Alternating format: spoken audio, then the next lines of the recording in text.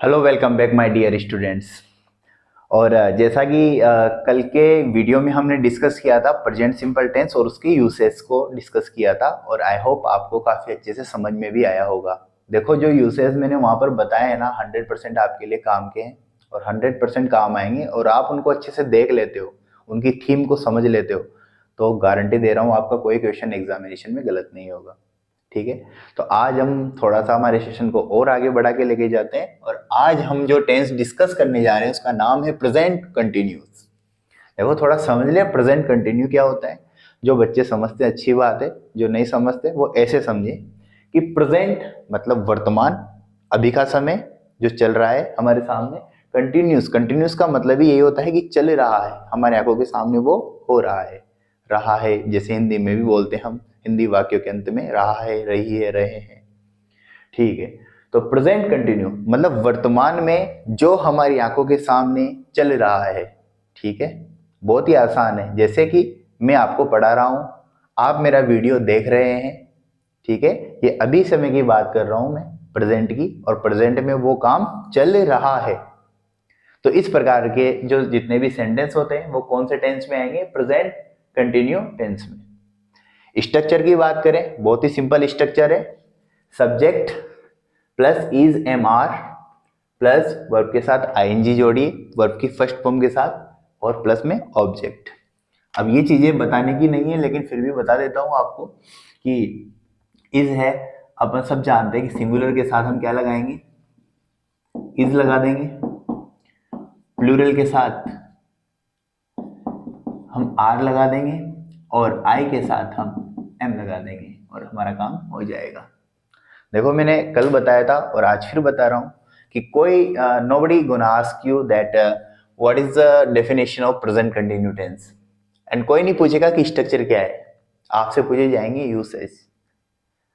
अगर आपको ये अच्छे से आते हैं और इनमें आपकी कमांड है तो डेफिनेटली आपका कोई क्वेश्चन एग्जामिनेशन में गलत ही नहीं होगा। तो चलते हैं, आज का सेशन हम थोड़ा सा आगे बढ़ाते हुए इसके यूसेज के बारे में बात करते हैं।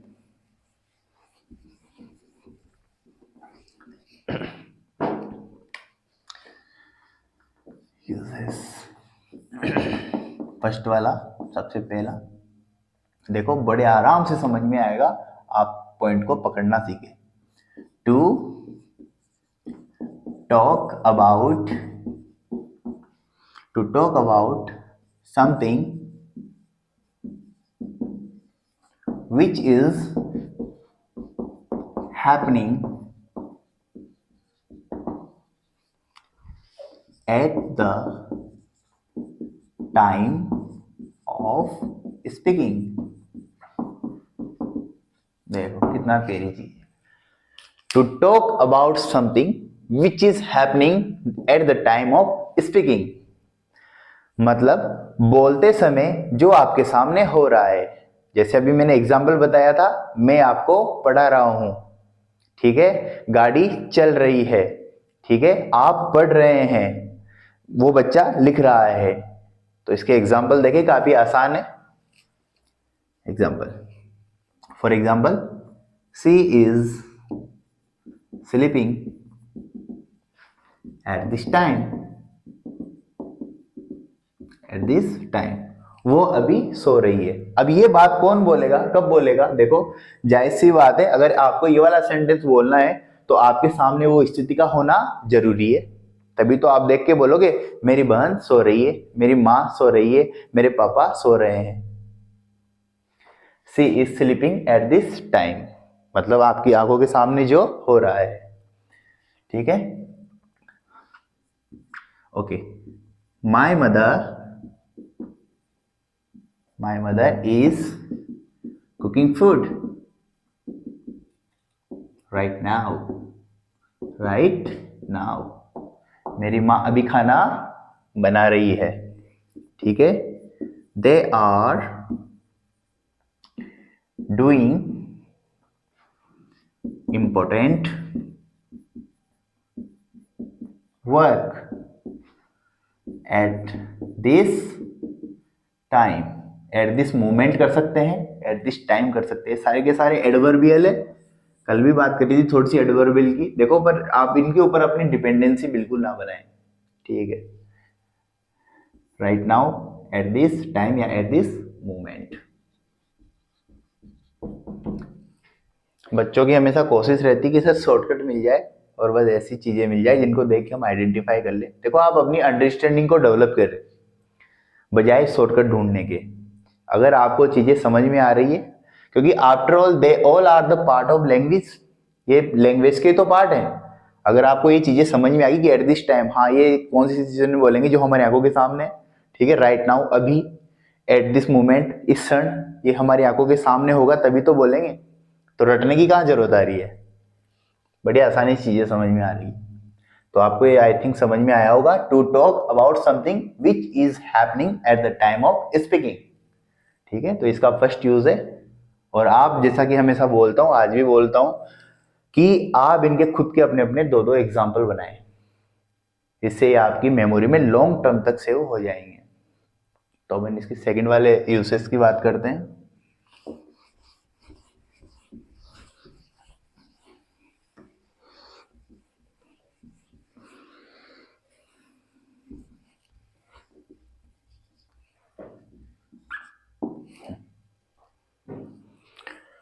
To talk about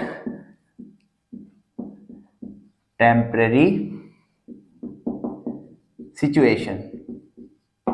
देखो बड़े मजेदार चीज है टेम्परेरी सिचुएशन। याद करें कल के वीडियो में जब मैंने प्रेजेंट सिंपल टेंस के आपको यूसेस बताए थे, तब वहां पर हमने एक बात करी थी, to talk about permanent situation. मतलब बिल्कुल जो परमानेंट सिचुएशन हो उसकी बात करेंगे तो प्रेजेंट सिंपल टेंस, लेकिन टेम्परेरी सिचुएशन है जो मतलब ज्यादा समय के लिए नहीं है, कुछ दिन के लिए है, फिर बाद में वो चेंज हो जाएगी।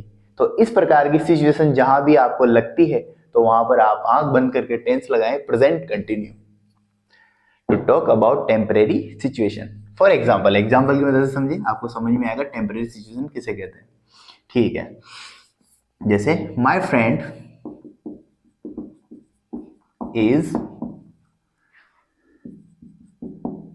is living in Jaipur in these days। मेरा दोस्त आजकल जयपुर में रह रहा है। हो सकता है वो किसी चीज की प्रिपरेशन कर रहा हो, तैयारी कर रहा हो एग्जाम की, या फिर वो जॉब कर रहा हो। ठीक है, तो मैं बोलूंगा आजकल मेरा दोस्त जयपुर में रह रहा है। जब मैं इस प्रकार से वाक्य को बोलूंगा तो ये भाव आएगा सुनने वाले के पास कि हाँ वो रह रहा है, मतलब मैं, देखो बोलने का वो समझो, आजकल मेरा दोस्त जयपुर में रह रहा है मतलब वो परमानेंट नहीं है, आजकल रह रहा है, थोड़े दिनों रहेगा, फिर उसका काम करेगा, वहां से चला जाएगा। It is called temporary situation, जो परमानेंट नहीं है।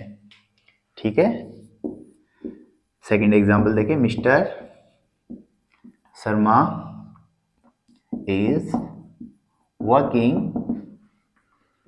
in the private bank।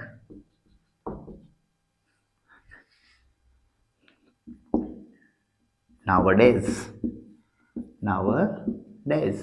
देखो, mister Sharma is working in the private bank. Private bank जैसे ही आपके मन में है प्राइवेट बैंक, अच्छा कभी भी निकाल सकते हैं, प्राइवेट मतलब उनकी सिचुएशन वहां पर परमानेंट नहीं है। ठीक है, तो कौन सी सिचुएशन हो गई, temporary situation. Mister Sharma is working in the private bank nowadays.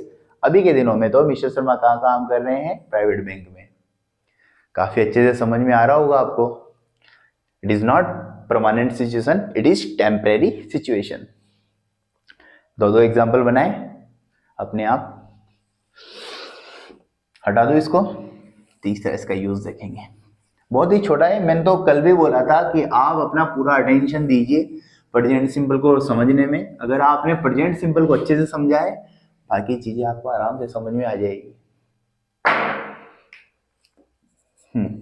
Third, to talk about plan future. लो भाई साहब,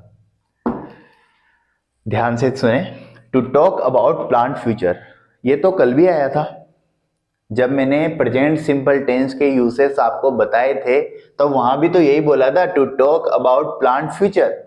मतलब जो पहले से प्लान किया गया फ्यूचर है, भविष्य में क्या होने वाला है कि हम कल क्या करेंगे, तो उसके बारे में जब भी बात करें तो आप प्रेजेंट कंटिन्यू टेंस लगाएं। ये तो मैं आज कह रहा हूं, लेकिन कल भी तो बताया था मैंने, कहा उस टाइम भी बोला था कि ये ऑप्शनल है, कंडीशन मतलब कंडीशन अप्लाई होगी यहाँ पर according to option.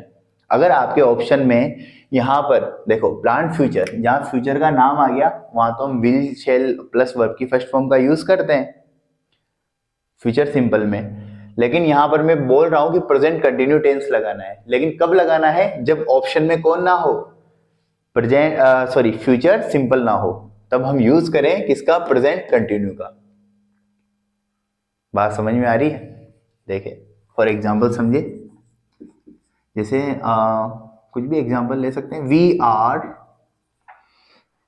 We are living for Jaipur tomorrow. हम कल जयपुर के लिए रवाना हो रहे हैं या जा रहे हैं। समझ में आ रहा है?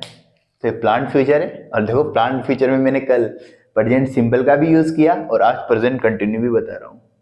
लेकिन याद रखिए कि ये कंडीशन के ऊपर डिपेंड करता है कि आपके वहां पे ऑप्शन कैसे आते हैं।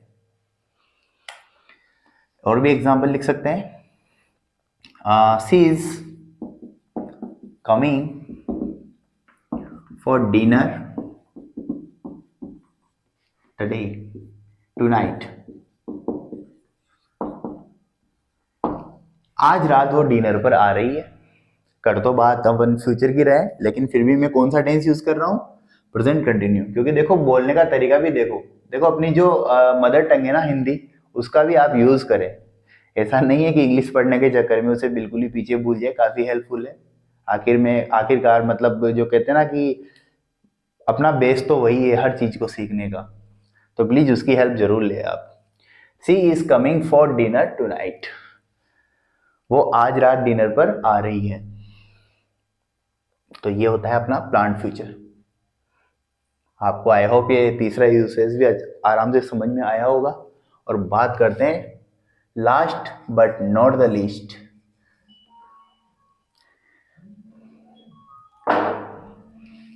For.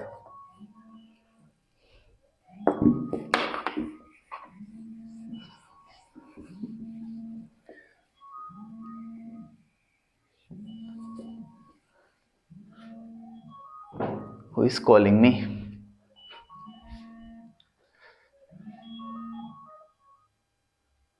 Okay, so last is to talk about, देखो बहुत इंटरेस्टिंग है, to talk about changing and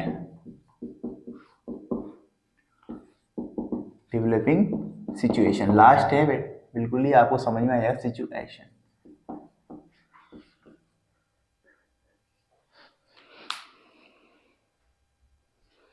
देखो समझिए बहुत आसान है। To talk about changing and developing situation.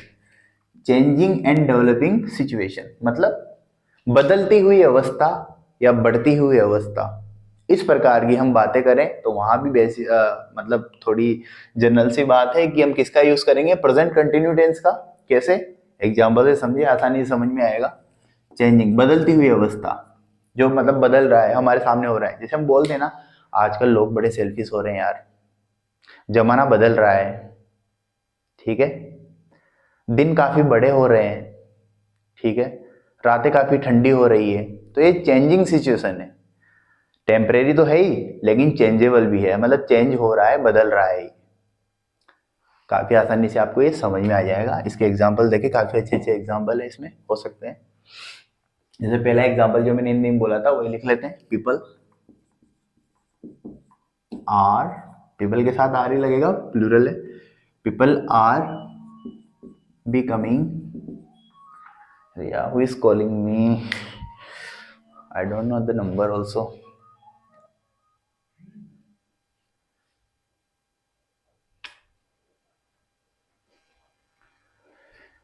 People are becoming lazy. लोग आजकल आलसी हो रहे हैं। People are becoming lazy, लोग आलसी हो रहे हैं। Selfish लिख सकते हो, People are becoming selfish. Now days कर सकते हो, इन दिस डेज कर सकते हो, या इन दिस टाइम कर सकते हो आप, इन दिनों में। इन दिनों थोड़ा मतलब आज के समय में बोलने का, यही कि आज के समय में, तो आप बोले इन दिस टाइम। इस समय में लोग कैसे हो रहे हैं, people are becoming lazy. Okay, your mother is getting well. तुम्हारी माँ ठीक हो रही है, तुम्हारी माँ ठीक हो रही है। Changing and developing situation. और भी लिख सकते हो, बहुत सारे एग्जाम्पल हो सकते हैं। जैसे अगर हम जैसे बात करें ग्लोबल वार्मिंग के कारण हमारी जो अर्थ है वो भी तो गर्म हो रही है धीरे धीरे। ठीक है, तो ये अच्छे एग्जाम्पल है, तो आप लिख सकते हो our planet is getting warmer day by day. Day by day हमारा जो प्लानेट है वो दिनों दिन कैसा हो रहा है, गर्म हो रहा है। कितने अच्छे अच्छे एग्जाम्पल हो सकते हैं, काफी अच्छे एग्जाम्पल्स आते हैं इसमें। तो आप अपने खुद के एग्जाम्पल बनाएं, और कोई सजेशन हो मेरे लिए तो प्लीज जरूर बताया करें आप लोग, क्योंकि आपके सजेशन से मैं आगे और भी अच्छा कर पाऊंगा, आपकी प्रॉब्लम को समझ पाऊंगा। और प्लीज थोड़ा सा कोऑपरेट करें, शेयर, और वीडियो देखने के बाद प्लीज लाइक जरूर करें आप लोग, शेयर करें, सब्सक्राइब करें if you wish, please. Thank you.